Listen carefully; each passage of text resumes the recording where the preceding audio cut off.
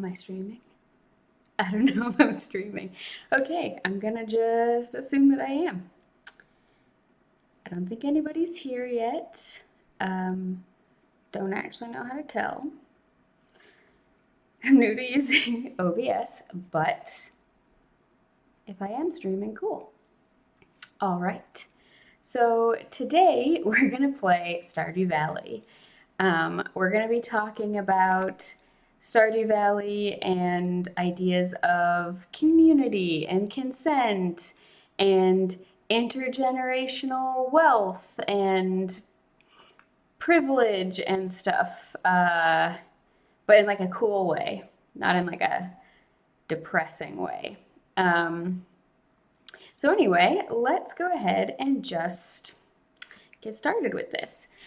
So I've been playing a lot of Stardew Valley recently, been really enjoying it, and I think I'm going to just start a new game. I was thinking of doing it co-op just in case anybody ever wanted to join me, but I've never done a non-co-op game, so let's just do that. I'm nervous. Okay, who do I want to be? I like being dude boys, but I want to be like a handsome prince. Let's see. Presets here.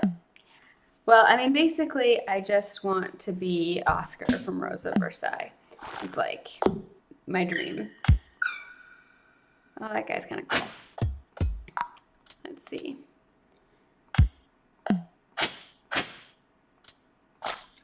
To get the hair I'm looking for, I might have to be a girl. Oh, that last one was kind of cool. Okay, this is closer. So then, let's do this eye color. Blue. Is that blue? Doesn't look like blue. And then Oscar's got like really yellow hair.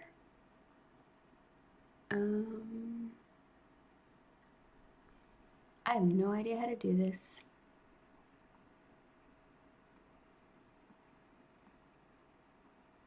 Oh, wait, I almost had it. Okay, you gotta get the yellow hair. That's not yellow. That's like the color of puke. Okay.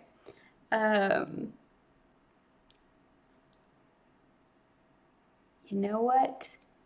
Let's just be Ariel from The Little Mermaid. She left.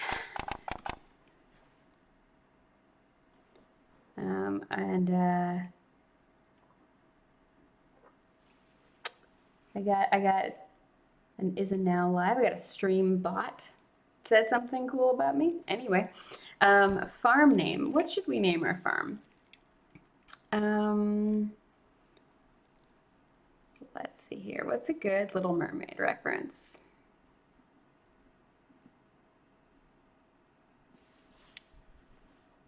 Favorite thing, forks. Farm name. I can't think of a farm name. Let's just say Castle Farm. She like lives in a castle at the end. Animal preference. There was that like big dog that like slobbered all over her. I'm a little bit more of a cat person myself, but okay. Now we have to decide what kind of farm we want. Standard farm, Riverland farm is like really hard. I like the forest farm, but I'm playing on one of those, so like don't really want to do it again. Wilderness farm. Oh, hello, bear. Yes, I have a viewer. Four Corners farm. Oh, I have to do the beach farm. It's Ariel. I mean, I've heard the beach farm kind of sucks, but if I'm playing as Ariel, I gotta. Let's see. I just want to put a different shirt on her though. Let me just get a clam bra. That was close enough. Yeah, it does make sense if it's Ariel. Yeah, this looks good. All right, now we're gonna see the intro. That's sad and depressing and then so hopeful. Look, it's our dear grandpa. Also, wait, is that Evelyn over there? Is he having a secret relationship with Evelyn? Very special granddaughter. I want you to have this sealed envelope.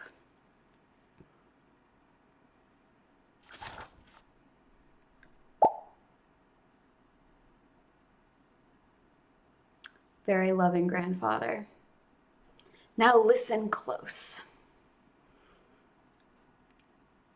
There will come a day when you feel crushed by the burden of modern life. I mean, that day has long since come. Crushed by the burden. And your bright spirit will fade before a growing emptiness. Ugh.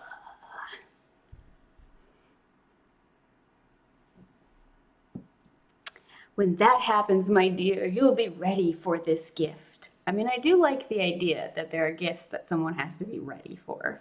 It's pretty legit. Now let Grandpa rest. XX years later. This place looks terrifying. Oh God. Work. Join us. Thrive. Oh man. I mean, cubicles are better than open office plan, but this is like a police state with all of these cameras. It's Woody! Life is better with Joja. And like, it's just a skeleton here. You know, but that's the thing with capitalism. It creates a situation for all of us where people are just going to be dead and it's more profitable to just ignore it.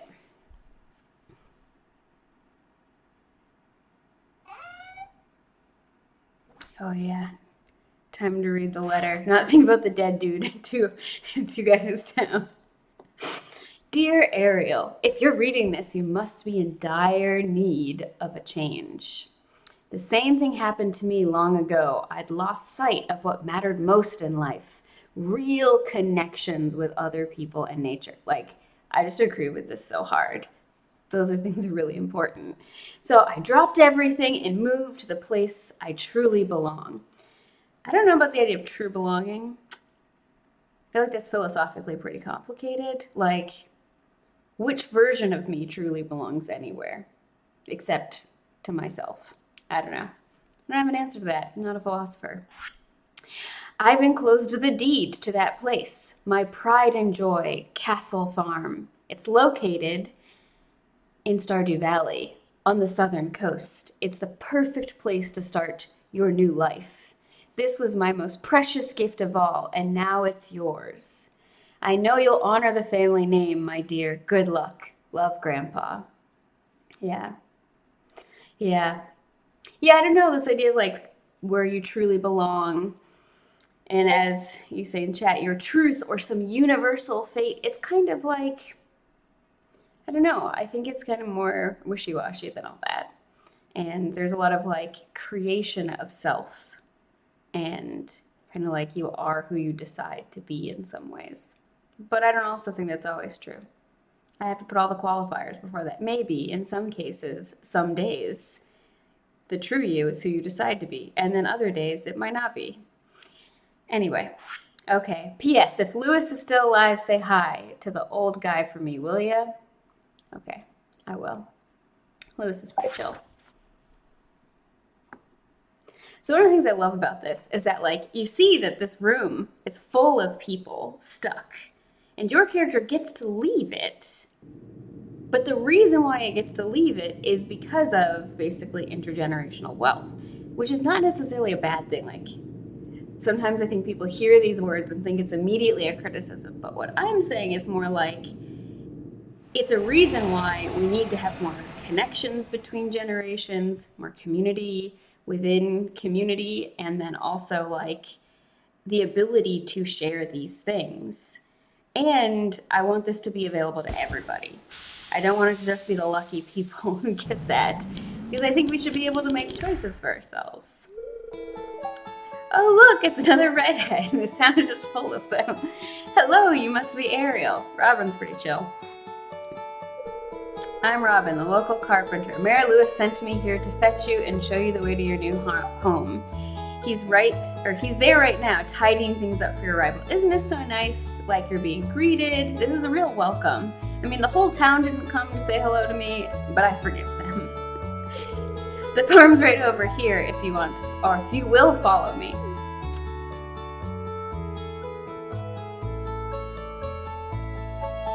Ooh, I've never seen the beach farm before. This is very cool.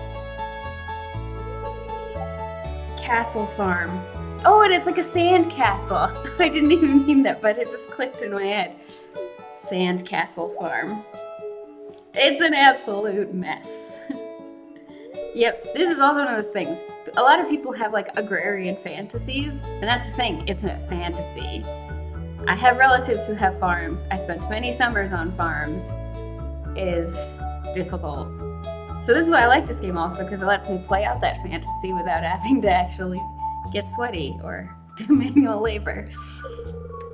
Alright, sure, it's a bit overgrown, but there's some good soil underneath that mess.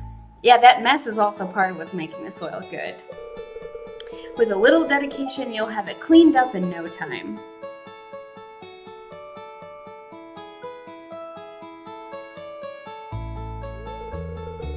Yeah, Cottagecore Fantasy. I grew up on a farm and it's really not like that. Yeah, the bugs is what this game leaves out. Yeah, bugs, like just finding a centipede like in your shoe, or like, you know, all the huntsman spiders everywhere, and just lots of flies and gnats. And here we are, your new home. I mean, look, I'm just like getting a home. That is just dramatically increasing my stability and my prosperity in like a minute. And then all these other people have worked to help maintain it a little bit for me. This is very lucky. This is also fantasy. Homeownership probably will never happen, but in this game it can. Lewis says, "Ah, the new farmer." Such a cute guy. Welcome. I'm Lewis, mayor of Pelican Town. I mean, he also, I don't know how much he does as a mayor. You know, everyone's been asking about you. Oh, have they? It's not every day that someone new moves in. It's quite a big deal. I mean, this is also true. Like, massive urbanization everywhere. Small towns are just dying. But it's not anybody in those towns or leaving those towns' fault. It's just, like, you know, our economic systems are not facilitating people not moving to the city. Yeah.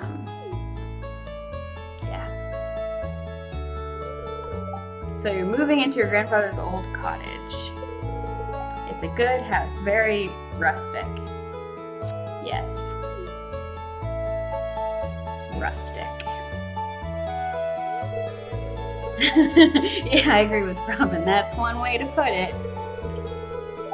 Crusty might be a little bit more apt, though. Oh, hello. I'm so excited to stream and very nervous. Yeah, I'm very nervous about doing this. I have no idea what I'm doing. Anyway, rude. I mean, it is rude, and it's also honest and true. Don't listen to her, Ariel. She's just trying to make you dissatisfied so that you buy one of her house upgrades. I mean, I'm gonna buy them anyway. She does not need to convince me. I need room for all of the beer and wine I'm gonna brew. Must be tired from a long journey. You should get some rest. Yes.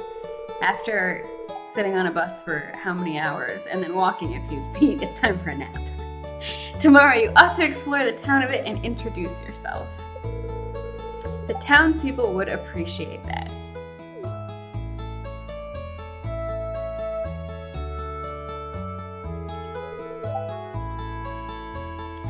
Yeah, okay. One thing that's weird about this though, you can put one of these like cell boxes like in your house. That's what I usually do. When you get the mini one, I put it by my bed so that anything I need I can just dump in there. Then you realize Lewis is coming by at like 3 a.m. So that means every night he's sneaking into my room at 3 a.m. to get his stuff out of the box.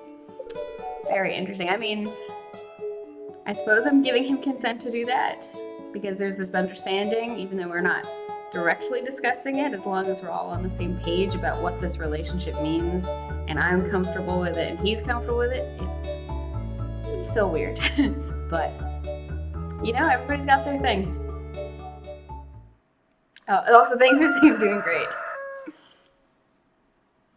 Just pretend it teleports the big box outside. Yeah, there's like actually like a tunnel there with like those pneumatic tubes that go back and forth that are like really cool.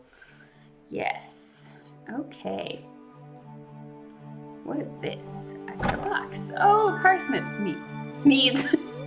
I can never say the word seeds. Here's a little something to eat. Very nice marmalades. I'm gonna go sell these. Okay, is it a good luck day? Let's find out. Someone annoyed. Boo!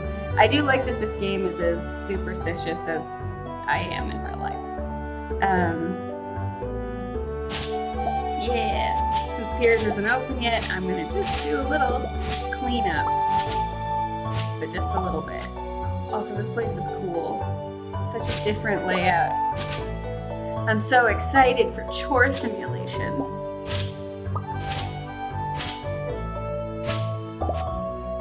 Alright. It would be cool though to just be like strong axe. The amount of mowing is accurate, yeah. Yeah.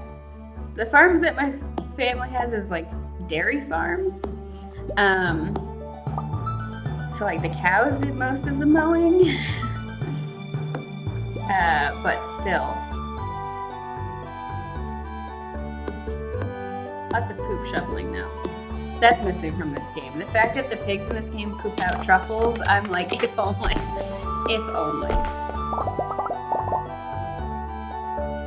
Also, I've read all these like, oh, just chickens. I mean, chickens,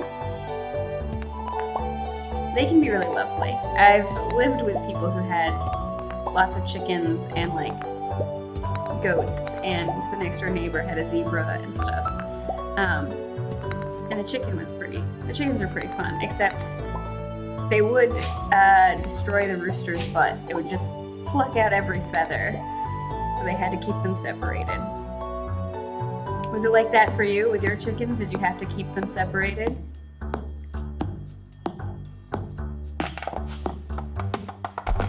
Oh, House Flipper. I'm wanting to get into that game because it seems like it's right up my alley. Especially because there's like the like survival bunker version and stuff.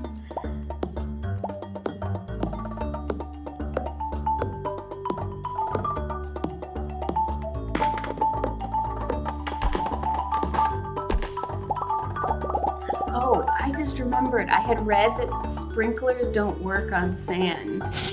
Is this all sand? Am I not going to be able to use sprinklers? Maybe it's just iridium sprinklers. Find out. Yours got a lawn, but in a big enclosure. Your great-grandparents built it. That's cool. And some, they got along with each other, but some of them resented you being in there even to feed them. Yeah. Yeah. The chickens that we had, I mean, they weren't ours, it was the people we were living with. They like didn't care, and they also didn't care when you took their eggs. They were just like, okay, I was gonna kick that out of the nest anyway.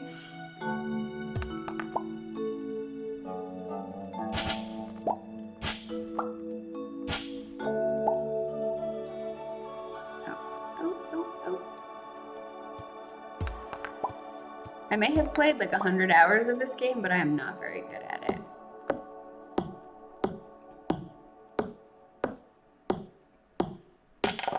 Oh, I'm almost out of energy.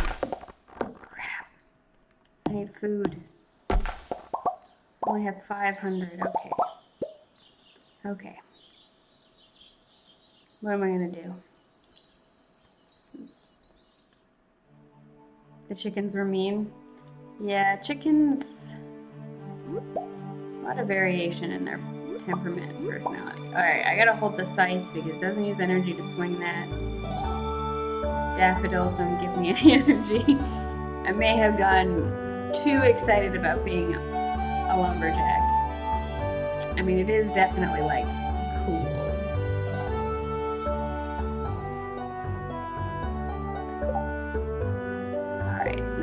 birthday for a little bit.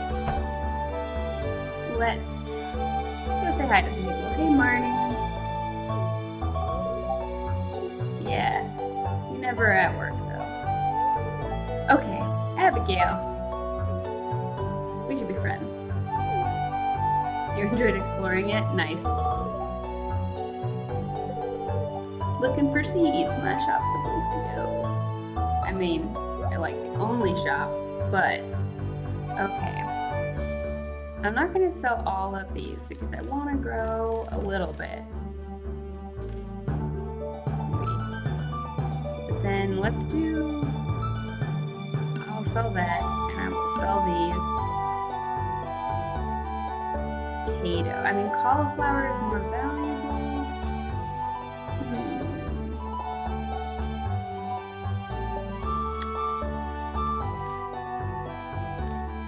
We're gonna do 9 cauliflower. Apparently that's all I can grow. And let's do a jazz. Okay. Well, not sure how it's gonna work with no energy, but yeah. You're nice. Maybe I can find some food in the trash when no one's looking. Sounds like a good plan. Hey, Penny. Walked into the lamppost. Okay. I mean, the spirits are mildly perturbed, so not likely to get anything good out of the trash, but...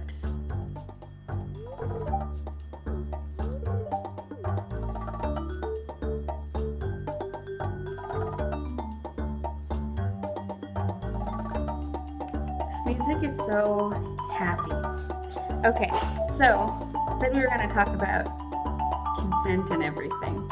And I think that some of the people watching have never come to a Consent Academy workshop or class. So I think that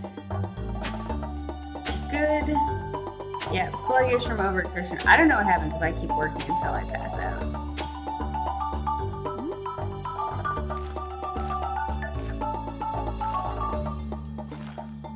Can I just keep going? Will I faint? We'll find out. New time for everything. I really didn't realize how spoiled I was having other people play with me. Oh, yep, I just fell asleep right there. Okay. Interesting. Well, I'm gonna stay in bed for a little bit and charge up because I'm gonna need all that energy today. While I charge up, yeah, never enough stamina. This is why I love cooking in this game, because then I can just really, like, have as much stamina as I need, just eat food all day. So, Consent Academy, our model of consent. You know, because there's all these different philosophies of consent, and maybe you've heard of, like, fries. That's one model where it's just like freely given, what's the R? Like you can change it. I forget the word for that. Informed, enthusiastic, and I don't remember the S. I'm sorry, I don't remember fries very well. I was looking at it earlier today and it's just gone out of my brain. And there are other models like the Wheel of Consent. Consent Academy's model is much more of like a philosophical model. So the Wheel of Consent is kind of an operational model. There's sort of like, how do you do consent? And our model is a little bit more of like a very happy spirits. Okay, maybe I can get some trash food.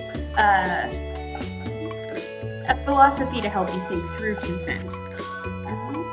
Yep, Linus, I'm glad you were here and found me. Willy, we're gonna be friends.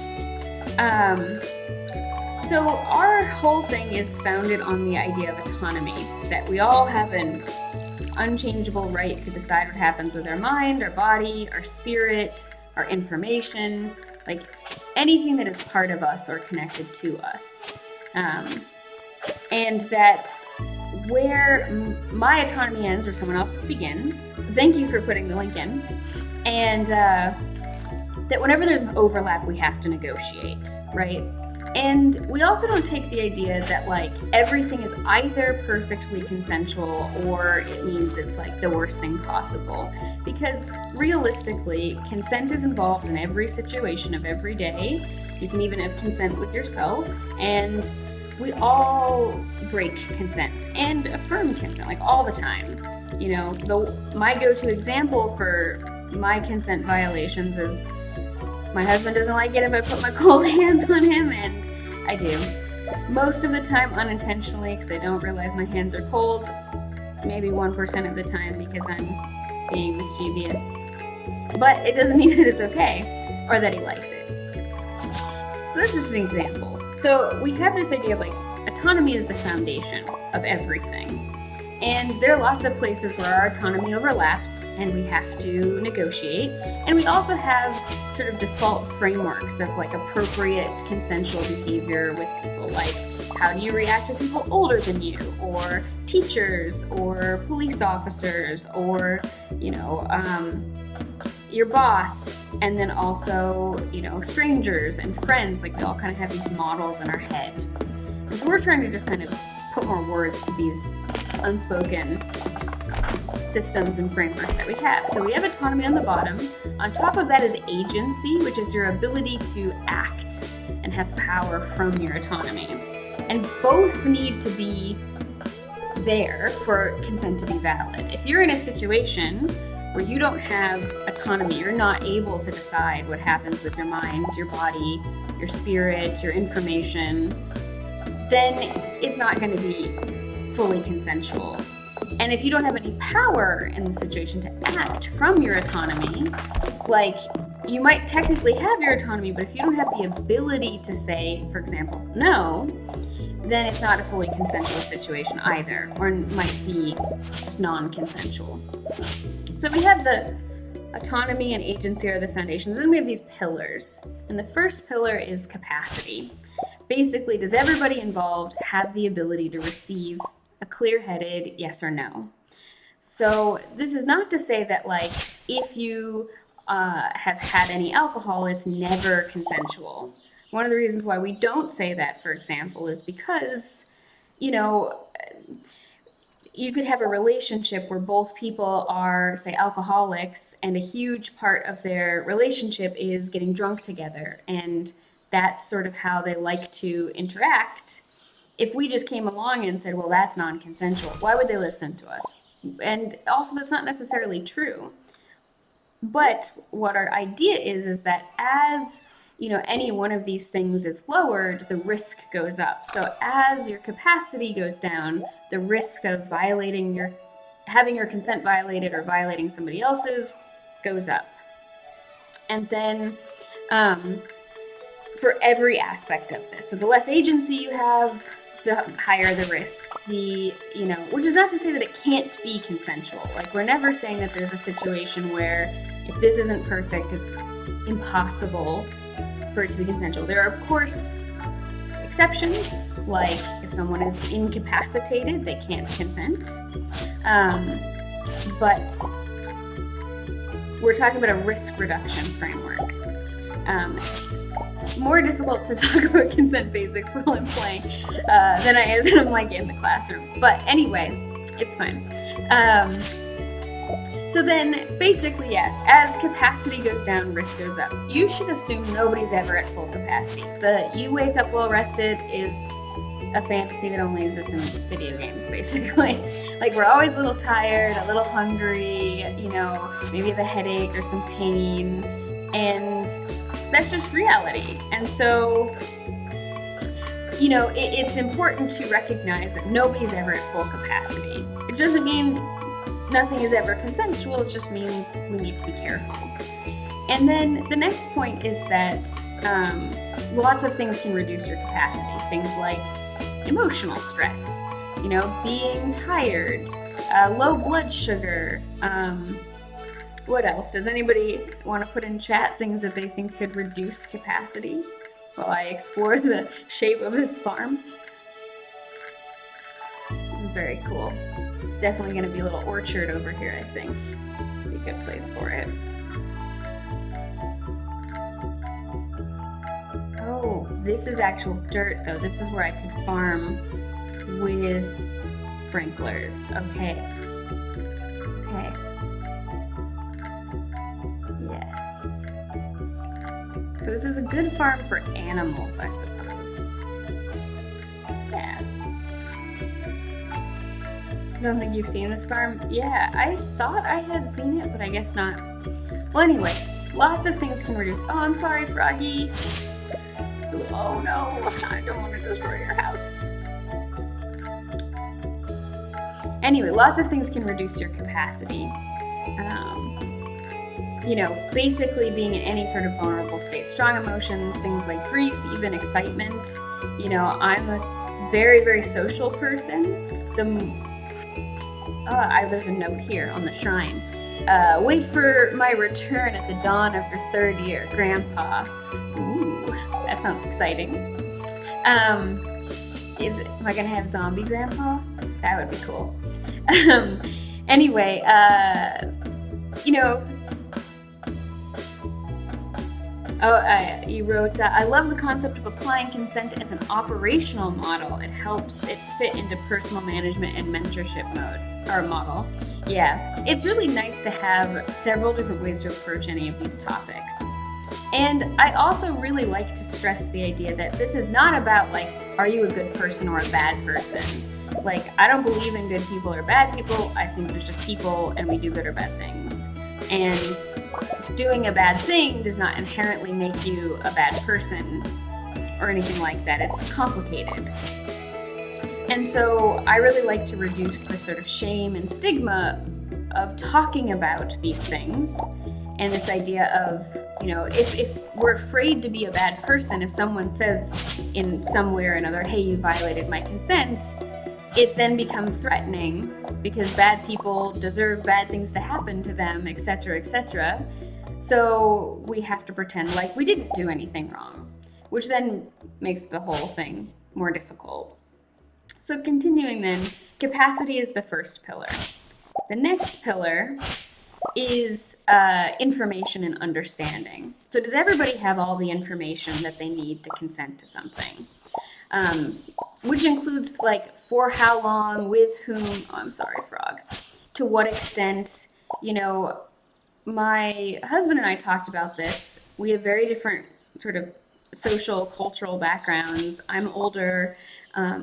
I had a lot more relationships when we started dating, and we had very different definitions of the phrase, do you want to make out?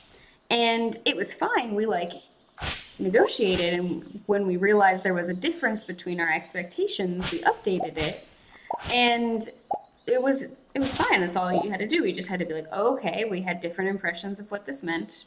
What do we then want to do? What do we actually feel comfortable with? But, you know, information and understanding also means, like, does everybody actually have the ability to understand all of this? A great example is if I'm new to a community and I don't know the social norms of the community, and someone who's got a lot more experience in the community is sort of onboarding me or telling me the norms. I did not see that rock there. I was just stuck on it. I'm like, why am I not moving? Then, you know, there's risk there because they know a lot more than me, and I don't necessarily have context to know what do these things mean, what actually is normal. How dangerous is this thing? You know, this person could be really experienced at, say, rock climbing and think or have forgotten how hard these things could be for somebody who spends most of their time playing video games and doesn't go rock climbing or do anything of the sort. And that could, you know, be a risky situation. But then do we all actually have the ability to understand the information we're given? Language barriers affect that, you know, life experience, familiarity, being intimidated. That's a cool bird flying overhead. Not feeling that you're allowed to ask questions, culture, all kinds of stuff. And then, you know, the information part is everyone actually being honest? Is everybody actually giving all the information that you need? You know, if somebody's holding anything back, that increases the risk, right? And there are lots of times where people say, like, I would have never said yes to do this thing had I known, oh no, this other information. And that means that the consent that where this person said yes wasn't valid because they would not have said yes had they known everything.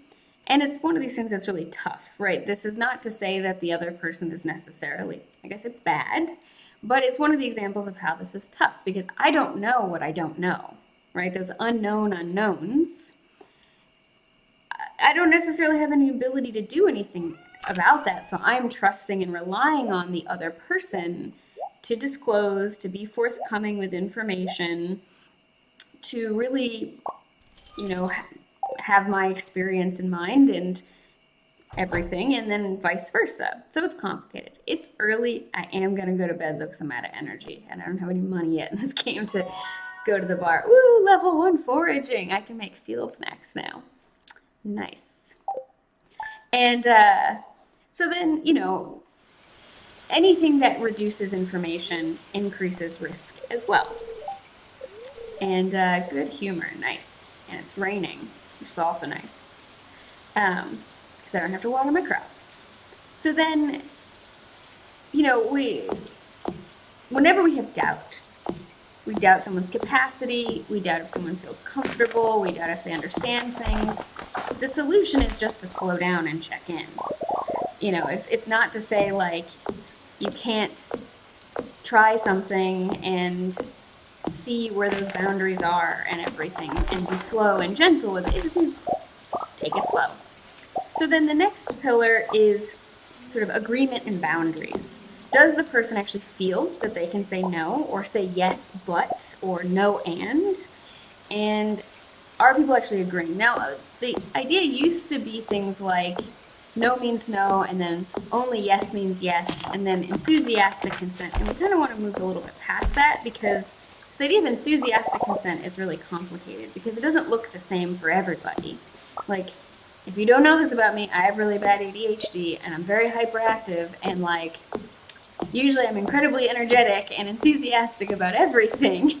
And when I'm in a social space, I'm already hyped because I'm also an extrovert. So I'll just be like, yeah. And it can be my yes to something might not actually be enthusiastic, even though I look like I'm going to explode from excitement. But it doesn't have to be enthusiastic to be a genuine, valid yes. If my friends ask me, hey, do you want to go see the newest Marvel movie? I don't like Marvel movies. They don't do it for me. They just don't. I mean, I want to like them because they're so popular, but they don't. And if a friend asked me, hey, do you want to see this? There's a big difference between me saying, oh, yes, I'm so excited, and we can talk about how cool Loki is, and I can't wait for the ending little, extra clip that hints at the more stuff in the universe, and then we can theorize about it. Sure. But I could also say, yeah, why not? Or, yeah. And I might say, my friend might stop and say, okay, what does that, mean? Do you really want to see this? And I might say to them, I don't really like Marvel movies, but I like that you like them. And I want to do something that you like. I enjoy seeing how much enjoyment you get. I'm going to eat this leek. Yeah, it's going to give me so much energy to chop down more trees. Anyway, they might say something I want to see how happy it makes you. I enjoy that. And they might say, oh, that's so nice. Thank you. It makes me feel so good that you want this. Or they might be like, oh no, I don't feel comfortable with that. I only want to see a movie you actually want to see. Let's go see something that we're both interested in. And both of these are totally valid ways to respond to this kind of situation. Nothing is wrong there for us to be let's negotiate. Let's figure out what we want to do. And then, so it's agreement and boundaries is also important. Is everybody actually agreeing to the thing that you're deciding to do? And to what extent, for how long, with whom? It's similar to if my friend asks to borrow my car. Maybe they've borrowed it before and they use it to run errands and go grocery shopping. Also, as a side note, one of my favorite things in this game are these little worms and getting to just find treasures. Just see them in like huge little hole, and you're just like, oh, what's the treasure? Um, and you know, if I'm used to them borrowing my car and they go borrow it to rob a bank, well, that's not what I consented to, right? Like, and it really depends, right? And then the next point of this is power, right? And power, I like to think of it as like ivy all over this building, because power is part of everything. The more difference there is in power between two people, the greater the risk. Again, it doesn't mean something can't be consensual. Oh yeah, broken CD in the trash. It just means that it's riskier. And then again at the top we have like autonomy. So the roof is once again autonomy because it's just that important. Hey Sebastian. Yeah, I moved in. Out of all places you could live, you choose Pelican Town. Yes, it is my choice. It gives me the things I want and need. And so that's sort of our model of consent. This is a really simplified version of it. Are you going to JojaMart, Pam? Yeah. So, with that in mind, we can talk about things like JojaMart, right? So, JojaMart is clearly supposed to be riffing off of some companies we're not going to talk about, like with their logo and the kinds of things they do. But if you think about this, these companies really are sort of violating the autonomy of communities. And the reasoning is because they're fundamentally extractive, right? They like come into a place and extract as much wealth as they can out of a community and then leave. You know, JojaMart is really similar to some of these other big box stores.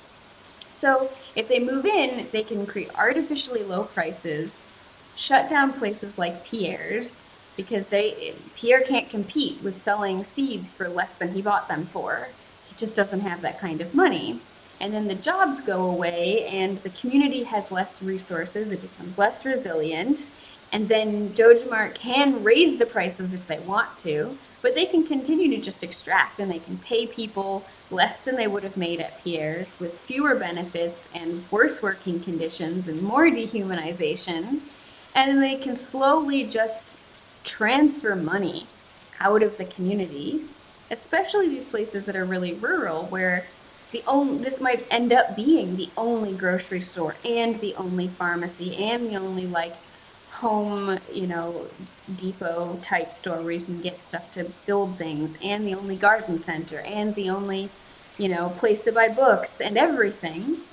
And so then when there's no more wealth left in that community because people keep having to leave to find new jobs and the community is less resilient, they can just close and then the community is devastated.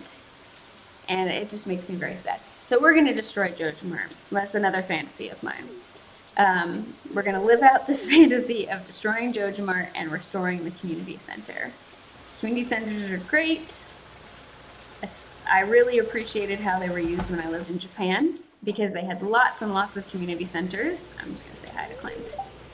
Clint's a little bit of I don't know. Like, he doesn't say anything that directly makes me think he's an incel, but like, he's got like 20% he could become that. We'll get into that in a future episode. But anyway, archaeology office. It's so cool to think of little small town having an archaeology office, History is great. Hello there, welcome to the Stardew Valley Archaeological Office. I mean, Gunther's too cool, but you can't be his friend or talk to him.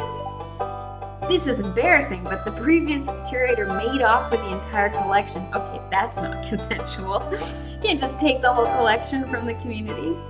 We don't have any artifacts for display, but I'm hoping to remedy that soon. If you find any artifacts or minerals out there, would you let me know? Okay, I mean, this is also a cool fantasy of being like a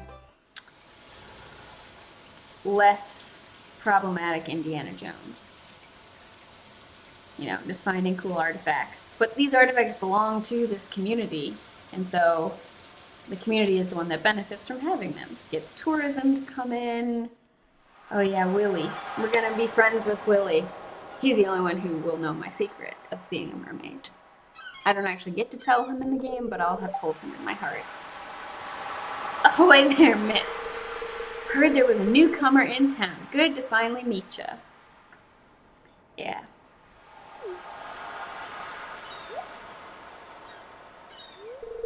I like how Willy's like at first being all mysterious, like smoking his pipe and like facing out. Oh, have a good meeting. I hope it's easy and useful and not the kind of meeting that should have been an email.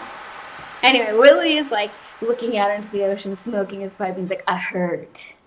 And then he just turns around and he's like, yeah, I'm still trying to unwind from the month out on the salty seas. It was a big hole. I saw a lot of good fish. Nice. Finally saved enough to buy me a new rod. Here, I want you to have my old fishing rod. It's still important to me that the art of fishing stays alive. And hey, maybe you'll buy something from the shop once in a while. I don't know, how would Ariel feel about fishing? I mean, if she's left Eric and is no longer in that... Oh, you know who Ariel should date in this game? Sebastian. It's going to reveal a lot about her psyche. If it smells, it sells. Heh. That's what my old Pappy used to say anyway.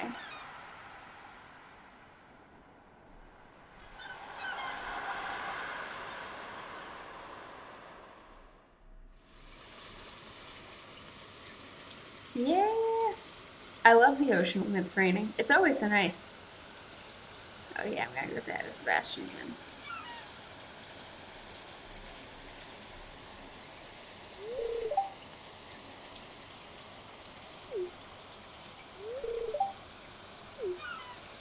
Yeah, the ocean is nice to enjoy alone. Thank you for setting that boundary with me. I did need to hear it twice before I realized what you said, but I appreciate the boundary setting.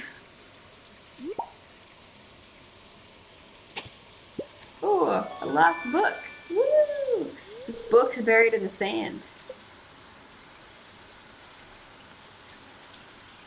My inventory's full. Oh no. I'll throw away the broken CD. Because I can get another clam.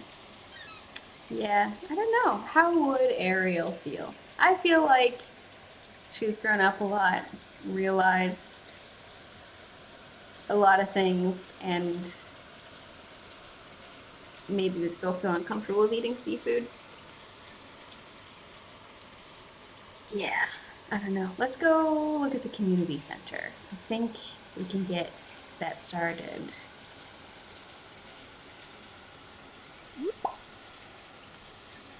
Let's see. Oh, it's locked. I don't know what you have to do to get it started then. Okay, this is one of my favorite things in the game. Wanna see? Yeah? Yeah. I'm just on the playground.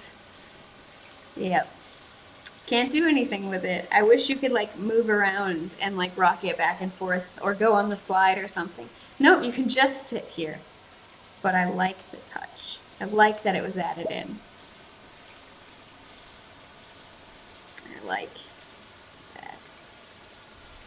So yeah, going back to something earlier, I don't judge Pam for shopping at JojaMart because in many ways she doesn't have any other options because she can't afford anything else. But it's also one of those things that long term is worse. Makes everything worse in the end. Okay. I don't have any fridges yet, so I'm gonna put the clams and the cockles in a chest. We're just gonna say that they won't go bad. Man, really never enough energy. Never enough. Because I want to plant some of those mixed seeds. I want to plant some mixed seeds. I got so many of them and they're so nice. Okay, let's see if I have enough energy to plant like one or two.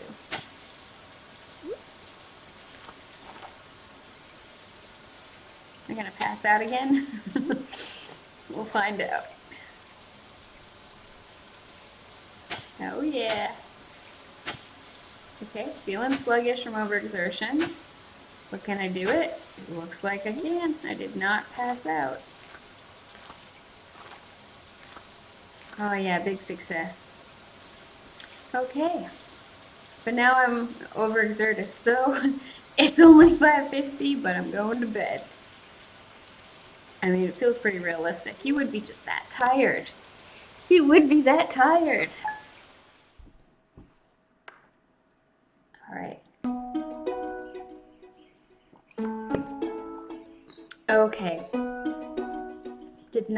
I went to bed early and I didn't get all my energy back. What? Neutral spirits. Okay, well, I'm gonna go back to bed a little bit. Not go to sleep for the night. This is one of the best things, though, in this game, is you can just lie in the bed. I'm gonna just put my head under the covers, and it will, I think, slowly restore your energy. Let me make sure it's actually going up. Is it? What? I feel like it's supposed to go up.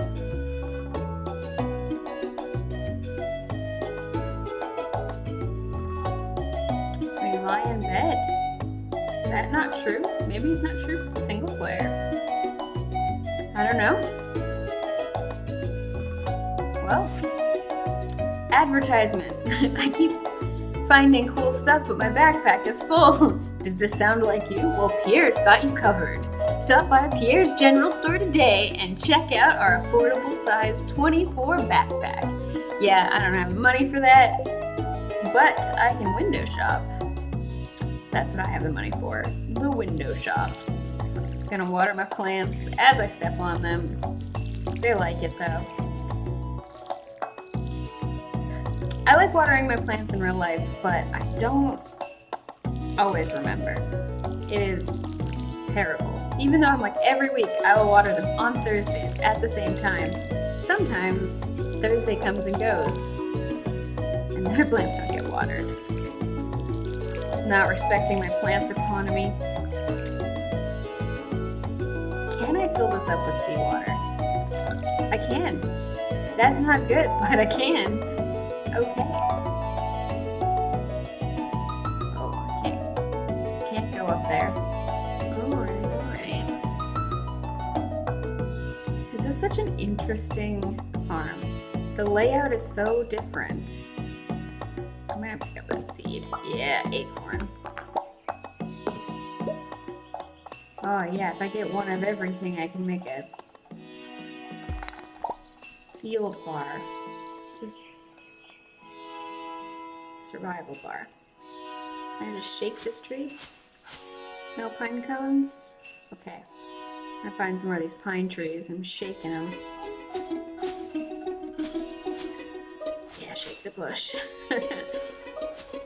When I was a little kid, I would visit my grandparents in Arizona.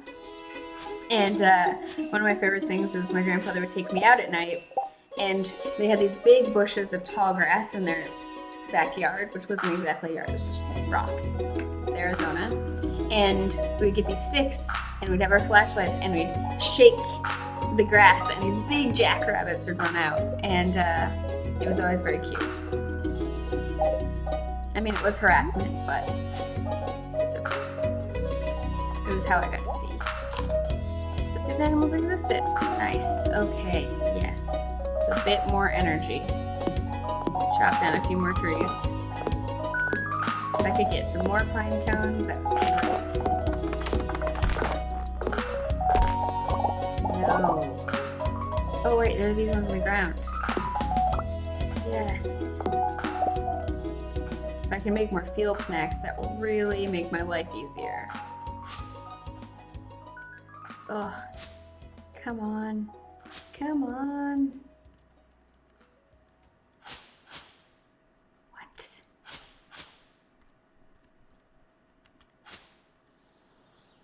Ooh. No seeds. One thing that I feel like every game that has any kind of survival mechanism I suppose this one does.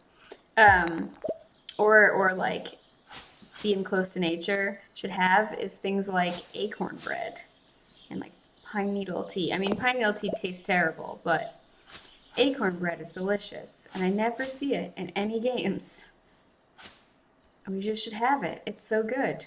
It makes me sad that we don't have it in every game. So many good recipes out there. Every year when all the acorns or like chestnuts or any of these things that produce edible, delicious things just don't get used, it makes me kind of sad. So I'm like, that's just a lot of good food right there. Just leaving it on the ground. That's also how I feel about like dandelions though. When people are like, oh, they're so terrible and ugly. I'm like, first of all, they're the first flower that comes out in most places. So pollinators really need them to survive. And they're delicious. You can make tea with the flowers and you can eat the leaves. And I mean, it's not always safe to do, depending on how many cars and everything are driving near them. Pollution, right? But I'm still like, we should appreciate dandelions more because they're great. I also think they're pretty.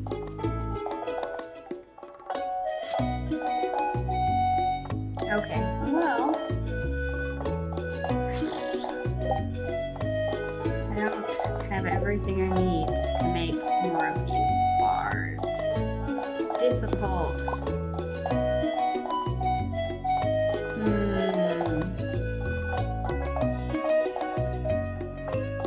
Yeah, this early game, definitely slower with only one person. Okay, come on, seed, get out. Maple seeds. Need more acorns though. It's funny, I'll have to use up a ton of energy to maybe get more ability to have more energy later. That's okay.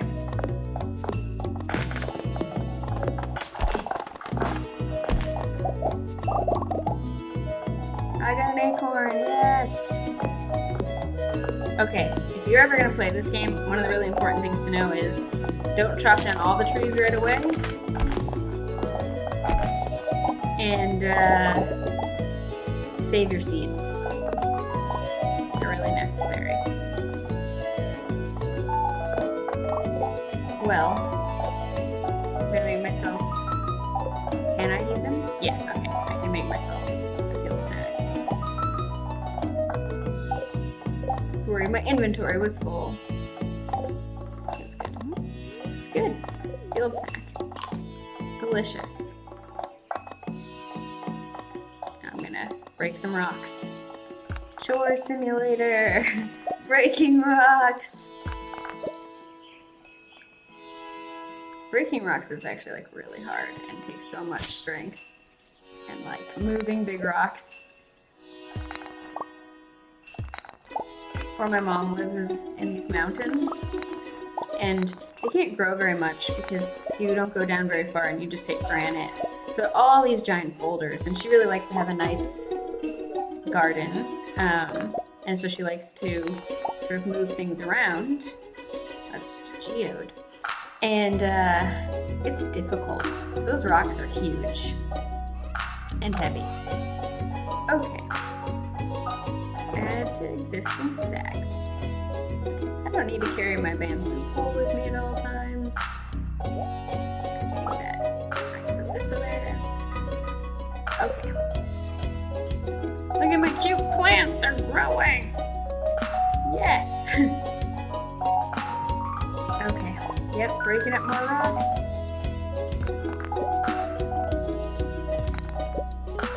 Okay. Okay. Alright, time to go be social because, yeah, I just don't have more energy. Can't really do anything. Oh, there's a leak.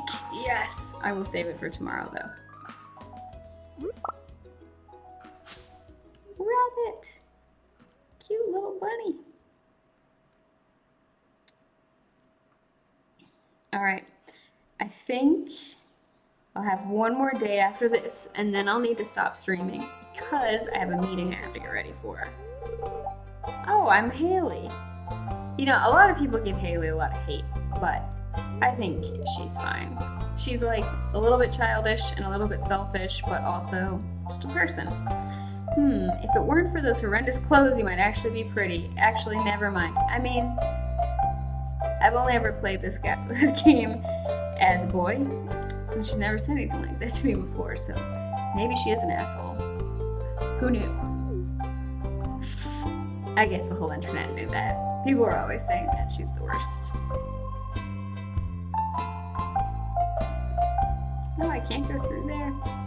Okay. Penny, how you doing? Oh, hello, I'm Penny. Penny, I'm sorry your mom's so mean to you.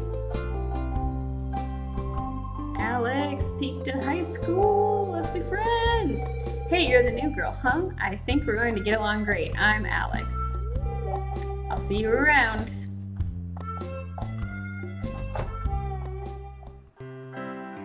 Yes. I gotta go introduce myself to guests. Just going back behind the counter. They don't seem to mind, so.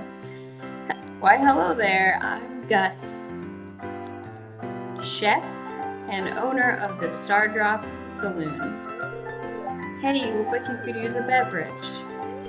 Oh, I can read it on your face. You're going to love it here in Pelican Town.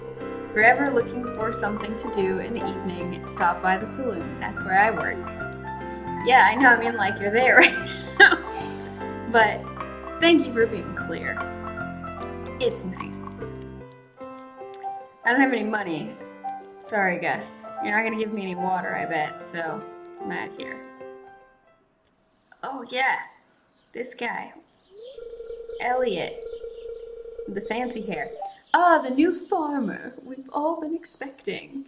And whose arrival has sparked many a conversation. I mean, that's how I imagine his voice, because he's kind of pretentious. I'm Elliot. I live in the little cabin by the beach. It's a pleasure to meet you. Yeah. You know. Whatever. All right, who else can I talk to? Let's see if Linus is out and about. He's cool. Daffodil. Gotta get it. All right. Also, thank y'all for coming to my stream today. It's very nice. I had no idea what I was doing. I mean, like, I still don't. This is working better than I had expected. I'm gonna go introduce myself to Demetrius. Oh, dude, you're just walking away. Hello, did you see me? I mean, walking away could have been he didn't see me, or it could have been a way to set a boundary. But I'm checking. Greetings, I'm Demetrius, local scientist and father. Thanks for introducing yourself. Yeah, you're a cool guy. Though, in my other game, I'm too friendly with his daughter, and he's just like, what you doing there, buddy? Which, you know, it's always like, she can make her own choices. It's fine. I snuck into the caves last night and got a nasty cut from a rock crab. Don't tell anyone, okay? I mean, unless she's a little kid, and then parents kind of have to protect their children's autonomy. I'm studying the local plants and animals from my home laboratory. Have you met my daughter, Madhu? She's interested to meet you. Nice, we could be friends. Cool beans. Madhu here? Yeah, I can go introduce myself. Just wandering into your house. That's the framework everybody has. Small town life, I guess. Oh, aren't you the one who just moved in? I'm Madhu. I've been looking forward to meeting you. Yeah, nice. Cool. See ya.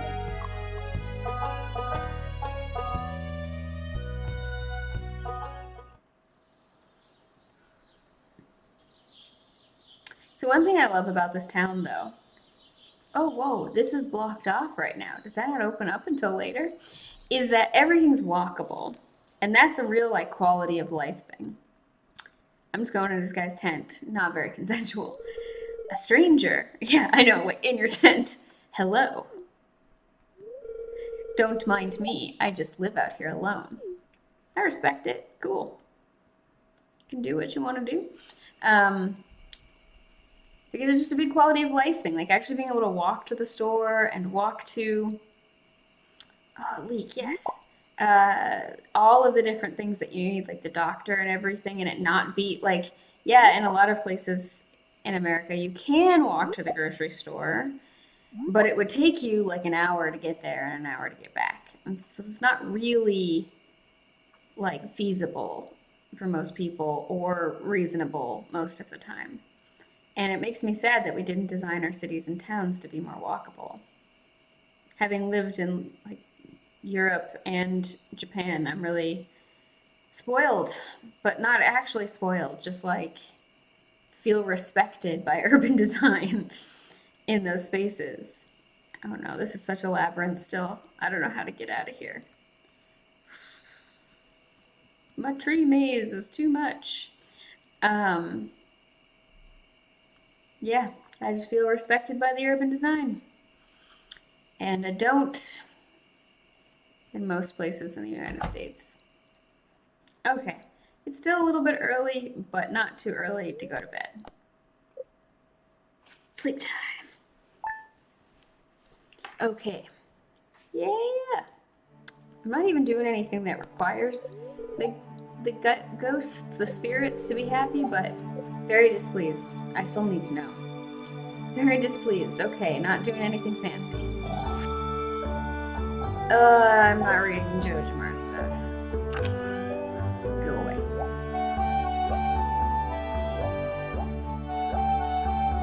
Okay, it looks like some of my parsnips are ready. Woo! Woo! Oh no, I axed. No, I pickaxed one of my crops. Getting started. 100 gold, yes! Advancement. Reach farming level 1 and craft a scarecrow. Raising animals. Build a coop. Introductions. Oh, I've almost greeted everybody. That's cool. I did not feel like I was that social, but I guess I have been. But I am sad that I pickaxed one of my crops and it's gone. I wish that was something that was not possible in this game. It makes me very sad.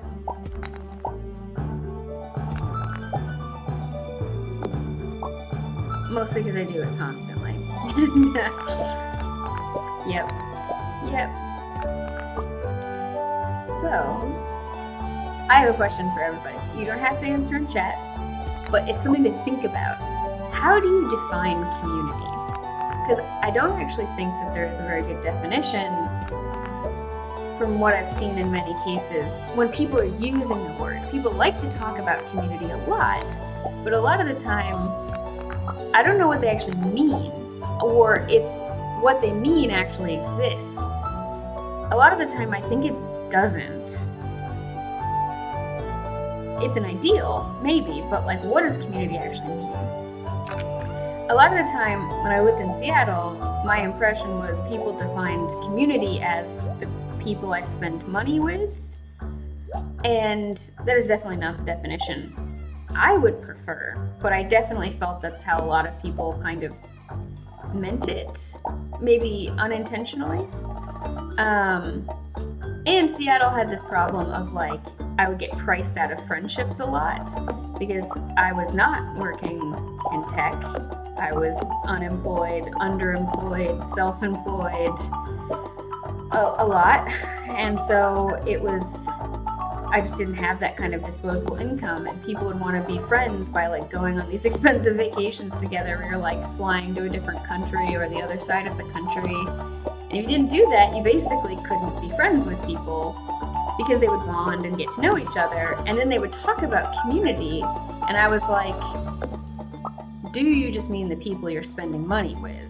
And I think that's often what people meant. Again, maybe not intentionally or knowingly, but that's kind of how I saw it used a lot. So I'm always interested in what are people's definitions of community. And both like how you experience it now in your life, and then also what you think it ought to be.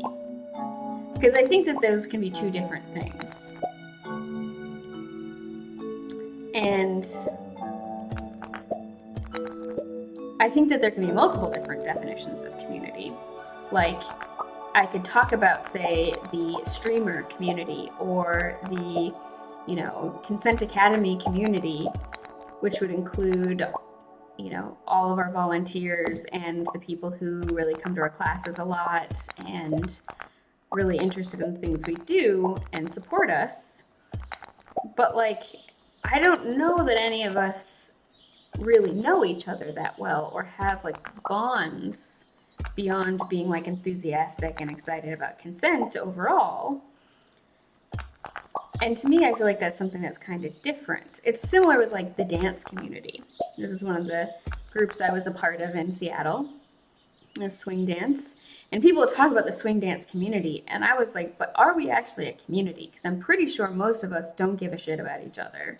And, like, if everybody's got, like, their friends who also have this hobby, but, like, when there's a crisis, we just eat each other alive, and, like, it fractures the quote-unquote community. So, like, I don't know what this means. Like, I mean, like, in a way I do know what it means, right? Like, the people we spend money with and see as sort of maybe an extension of identity. If we take, like, the field theory version of identity, that we all have these different identities depending on the, like, social field that we're in at any moment. So, like, who I am at work versus who I am with my friends are kind of different. Though, when you have really bad ADHD like me, you can keep up those differences for, like, 15 minutes before the goof just comes right back out. So, anyway, and, like, there's been a lot of research that show, like, many of us actually have, like, different speech patterns and different, you know, aspects of ourselves pretty substantially in different fields, like social fields. So I think that there is merit to this idea. I'm going to sell this gold star parsnip. I'm going to sell these. I don't have anything to do with these clams or anything yet. That's a leek. I mean, the gold star leek and the silver star parsnip. But I'm going to save the other ones because they can give me energy if I eat them.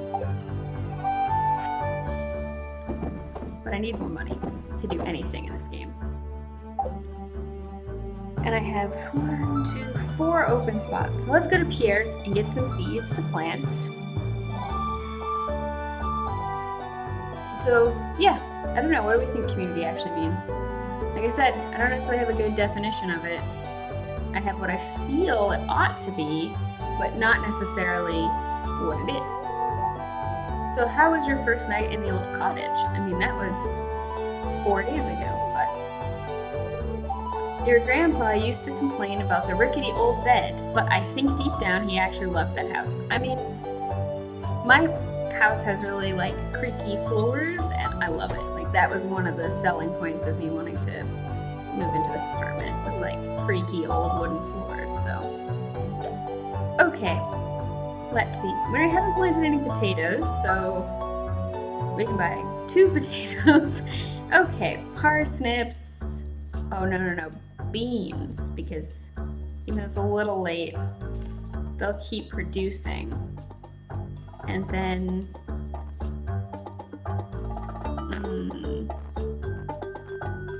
let's just get 2 more parsnips.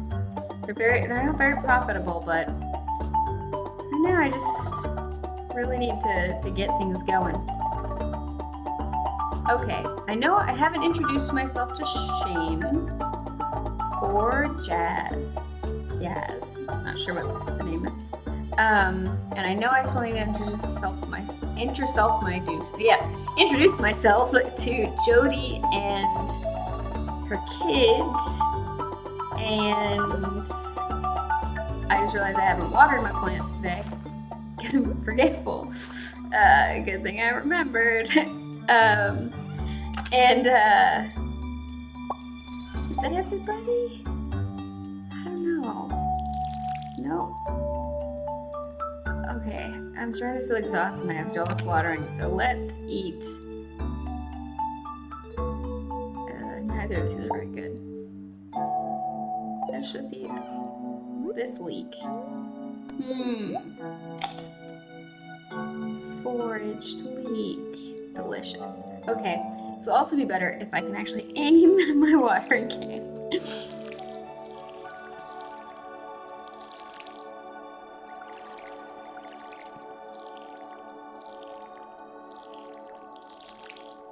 All right, let's go here, here, and here, and here. Yes. Okay, let's see. Can we do it? Starting to feel exhausted. Yes. Okay. I mean, it's Friday, so a lot of people are going to go to the bar today. So it'll be a good time to introduce myself to people. I don't usually see Jody at the bar.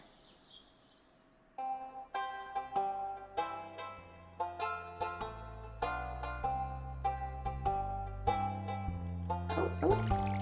No, why am I watering the ground? Oh yeah, Evelyn. Evelyn and her very sad husband, George.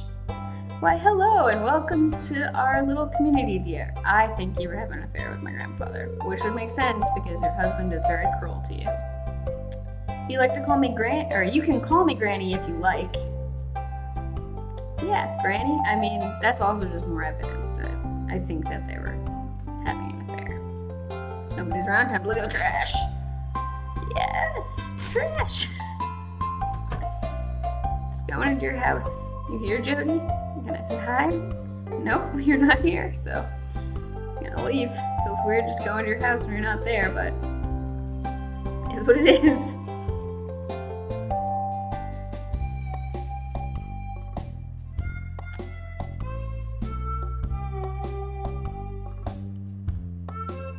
Pam and Penny. Let's go in and talk to George. He'll love that. It's irritating to have to meet all these new people, huh? No, I like it. Name's George, by the way. Now buzz off. Okay, you are setting a clear boundary with me, so I'm leaving. Okay, it's 5. I still have to talk to the kids. Mostly. Sam, I don't think I've met him yet, so this will be good. Hey, I'm Sam. Good to meet you. If I give the cue ball a bit of a topspin, maybe I could. Yeah, you're not very good at this game though, so like, Sebastian always wins. Shane should be coming here. Pierre says I've been working hard all week. I deserve a little relaxation on a Friday night. It's true. Rest is important. Yeah, everybody goes to the bar. Oh, there's Shane. I'm gonna run over to talk to you. Yeah, and there's Jody. Don't you have work to do? Yep. It's okay, Shane. We'll become friends eventually. Jody! Oh, you aren't exactly how I imagined, but that's okay. I'm Jody. Nice to meet you. It's a quiet little town, so it's very exciting when someone new moves in. Having a farmer could really change things. Yeah.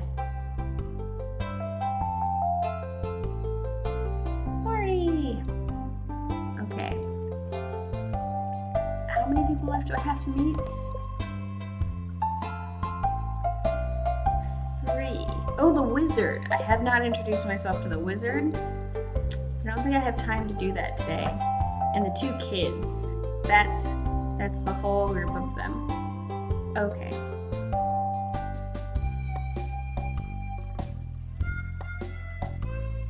It's always interesting to me in video games where, like, it makes sense to me in Skyrim when you're, like, breaking into somebody's house. There's always the risk that you're gonna get caught and people are gonna be angry and they call the guard over or whatever. But in a lot of video games, like, you can just break a lot of the social rules. And I don't mean the social rules in the, like, wish fulfillment sense, because that does make sense to me. The idea of, like, okay, I don't want to have to abide by this rule. Like, a lot of why people like things like Grand Theft Auto, because they can, like, speed and rob banks or whatever. I don't know what people do in Grand Theft Auto. Vincent. Oh, a stranger. My name's Vincent. Mama says not to talk to strangers, but you seem okay. I'm sorry, kid. I don't want to encourage that. I'm going to give you treats later. Okay. I don't think I can still go talk to the wizard. I think it's too late.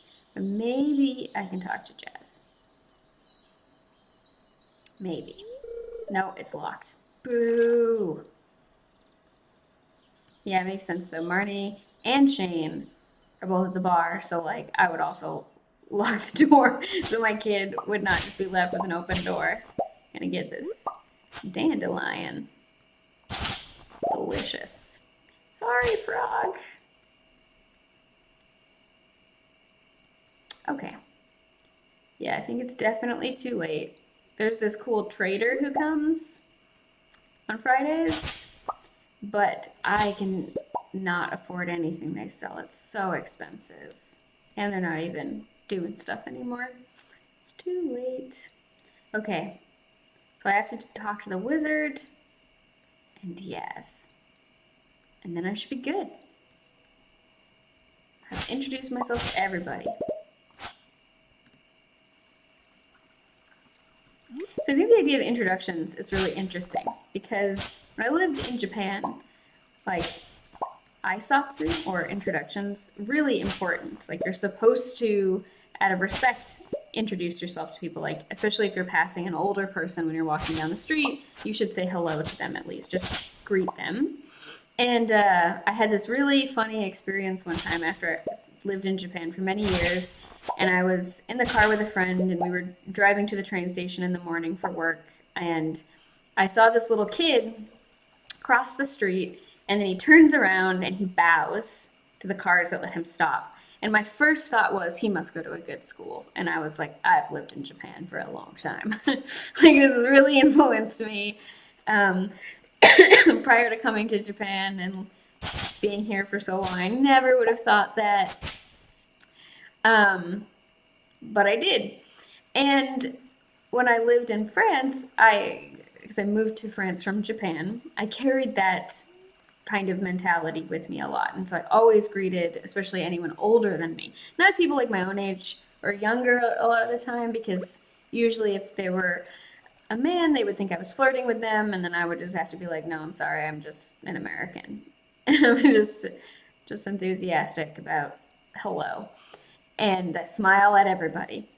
And anyway, it was really nice though. And there was this one older man, he's probably in his like late 70s, that I'd walk past every day on my way to work.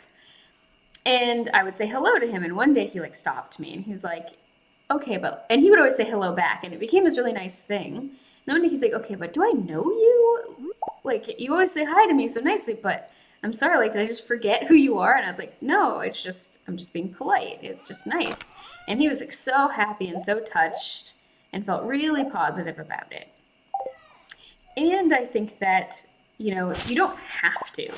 Like, I feel like being compelled to introduce yourself to everybody is not great, because you should have the ability to say, well, I don't want to do that. I want to be private, or I moved out here not to get to know everybody. And it's also, though, I feel that, yeah, level 1 mining, nice. Level 2 foraging, I can make survival burgers now. And I sold some things. Look at that. Nice. Got 300 gold. Anyway, I don't necessarily have a fully formed opinion on this, because I think that a lot of the time when we're talking about consent with our model, we're talking about it at the like individual level and the like intrapersonal level. But then I think that one of the things I really want to do is work on expanding this to the community level, because I think things can change a little bit, like the social contract. Like, I can't just walk outside naked anytime I want. I mean, like, I can, but I would have consequences. And I think that communities have some right to say, this is the boundaries of like who we are, and this is who we want to define ourselves as. And, so I don't always think everything that is that kind of boundary, for example, is gatekeeping. But I also still think people have the right to say, I want to live here and I don't want to talk to anybody. Or I want to live here and I don't want to live the same way you do. Like, what's his name? Why did I just forget his name? I'm just thinking Elliot, but that's not his name. The guy who lives in the tent in this game. I forget his name. Linus, there we go. I feel like he has a right to live that way. That's if he wants to be that way. If it's not a situation where he was forced into it because of a failure of the community structure, he still has the right. And just thinking about greetings, I think that cultural frameworks are also really important. Like if we have that culture and that is the default framework we're operating with as a group, it also makes sense to expect people to introduce themselves to each other. And it's not always possible to just like abandon your culture when you move somewhere new. When I moved to Japan, I was really good at doing the aisatsu greetings to people that I was like passing by. But when I got into the teacher's room, because I was working in schools, like I was supposed to say like good morning to everybody, but I was actually too shy to do that. And so I would not always do it because sometimes I was like, I don't want everyone to know I'm here yet. Like, I don't know. And everyone looks so busy and they're all going to say hello back to me. And I just want to not distract them. And then I would just try to like quietly go to my desk and just get ready for the day. And they probably thought that was rude, which is totally fair. Anyway, that's it for the stream today. Thank you. So it's been about an hour and a half. Thank you all for joining me. I really appreciate it. This video will go on YouTube in 2 weeks, I think, after it's not on Twitter or Twitch anymore. Anyway, please follow me on Twitter at Genki Soda, and you can follow Consent Academy on Twitter as well. And if you want to know more about us, we have a lot of classes we teach online. It's consent.academy. And some of our classes are free, like our monthly Consent Basics class, and we have discussion and support groups. And we have our Consent for Leadership series is coming up soon. You don't have to be in a formal position of leadership in a job or in a community or a social group to join. You can kind of have any kind of leadership. Thank you for putting the link in. Yeah, you can find out. We're also on Patreon. There's a link to that on our website as well. If you want to support us and get extra things. And we're going to have some podcasts starting up. We have blog posts, articles that we're writing. You'll get early access to that with Patreon. We also have a Discord. And people who are in our Consent for Leadership class get access to the Discord, as do our Patreons. So yeah. And if you're interested in volunteering as a mod for Twitch or for Discord, or you're interested in volunteering for us, you can also contact me on Twitter or email us through the website. All right. Thank you all for hanging out with me today while I streamed. This was a big pleasure, and I'll talk to you next week.